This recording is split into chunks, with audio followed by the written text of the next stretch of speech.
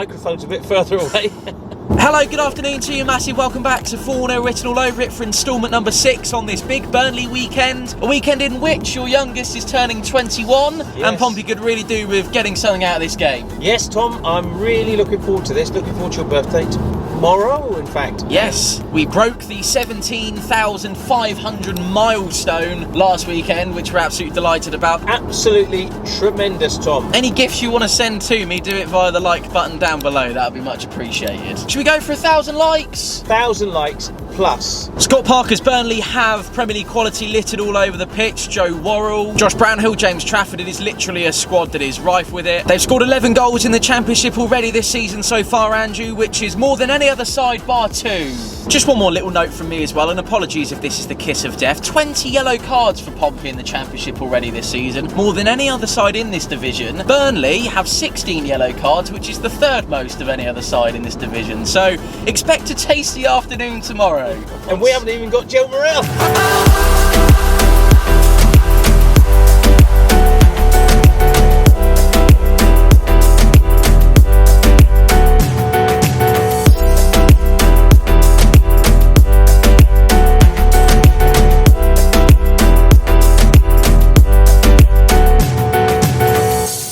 Happy birthday to you, sir. Thank you very much. Looking at where we are at the moment, I'd just like something out of one of these next 2. Point would be massive, a win would be mind-blowing. I'll take the first half against West Brom replicated here today. We're enjoying the ride at the moment. We've had a really tough start to the season, and I'm hoping for a good result. If you throw enough of something at a wall, eventually it comes good, you know?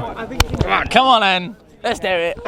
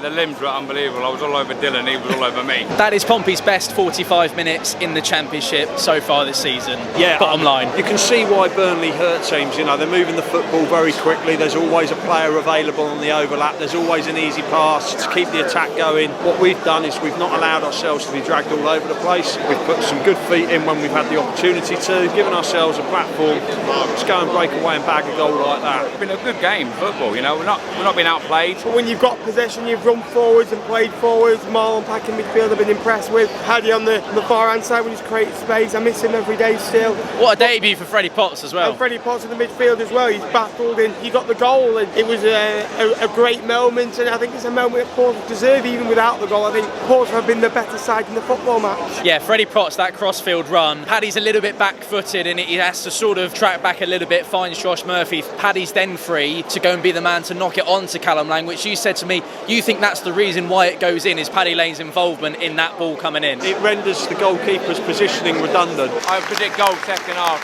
3-0 Pompey.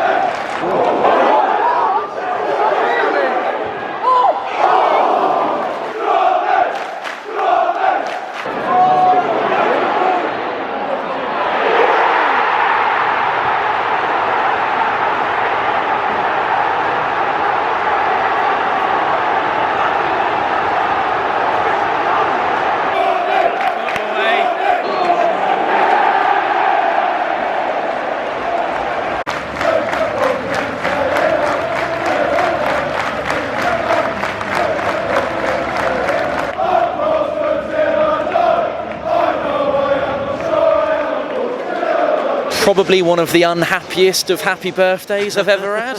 They've just done to us what we did to several teams last season.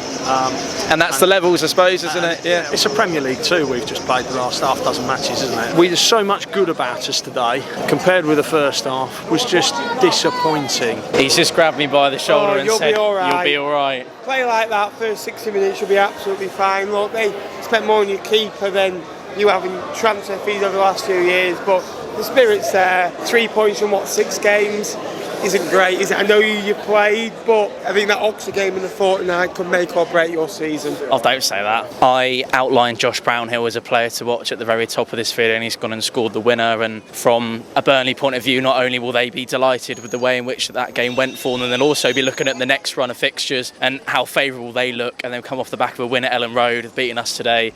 They are riding the absolute crest of a wave right now, and although it got a little bit tasty in that away in between certain people, there was a couple of people led away in handcuffs as we were walking out. We wish them all the absolute best. They've got a Premier League quality squad there with a manager who's promoted teams to the Premier League on a serial basis, and there was a lot there to suggest that might well be the same again this year. They found a way. They found a way today. Good luck to them. If you can find a way enough times, Dan, you win promotion. That's kind of the bottom line, isn't it? So, well, it's true, isn't it? It's true. It is absolutely. Hello, mate. You all right? I'm not. I'll tell you what, Gaz. I'm not fantastic. I'll be honest with you. The air has left the balloon. Feel flat. No, I mean, the substitutions were awful today, Mazzinho. I know Freddie Potts is making his league debut and has only played an hour, but I would have loved to see a little bit more of him because I thought he gave us a real anchor in that midfield. He had a fabulous debut. Big game's coming up now, and we look tired at the end of that game. I know we've had some tough fixtures come. We've had tough fixtures, but now it's squad depth in it, and we're light. Mazzinho cut a frustrated figure at the end of the game. I do wonder if it's one of those situations where he knows it's going to sting for the boys and he just wants to get in the dressing room before them. While it's a game of opinions, I think as a club we're all still on the same side. Me personally, having managed teams in other walks of life, I'd want to be there to greet them when they enter that dressing room, knock them down a bit, build them back up, and we go again. If we can stop playing 45-minute football, that would be fantastic. We've done that twice now in 2 weeks. Look at the response after Blackpool. Look at, well, maybe not so much after Blackpool, but certainly Leyton Orient. Yeah. And we were every bit as awful as we were good in every moment that preceded that, up until we won the league. Yeah, we're going to have 4-0 Sunday Live to dissect everything tomorrow evening, and we will maybe treat that as a dissecting this opening period that has been tough, obviously. I liked so much about us in that first half. I thought we were excellent. I liked very little of us in the second 45, which is a real concern. Second half was night and day. But when you're playing against a combination and the sum of a £23.9 million centre-back pairing, not much going to get through that in the Championship, is there? That's all I would say. That's not an excuse. Just worthy information to point out. Matt Ritchie, I don't know what he's doing with that back pass that led to their second goal. Even like 5 minutes before the first goal, when they got back into it, we were sitting 5 yards deeper. I couldn't understand it. 4 losses in 63 Championship games for Burnley. Yeah. That was always going to be a tough number to overturn, wasn't it? A tough statistic. And we move on, Tom. We move on. We have to keep fighting, and we have to have the fire in the belly and the belief that things get better as well, Gazza. It's, in this moment, it's easy to sink. I don't want the fan base to sink. I don't want the players to sink. I want us to stay in it. Me, for one, I keep believing, but when we put balls into the box, the lack of a natural goal scorer just concerns me personally a little bit. Thank you for joining us. From us, all of us here on Fournilwrittenalloverit, thank you for sticking right to the end. We'll see you for 4-0 Sunday Live tomorrow night from 7 o'clock. Doesn't get any easier, boys. Sheffield United at Francis Park next up. Whoopie-doo. Thanks for watching. Enjoy the rest of your weekend. Keep the faith. And as always, Pompey. Pompey. Go south, there's a team down there. Go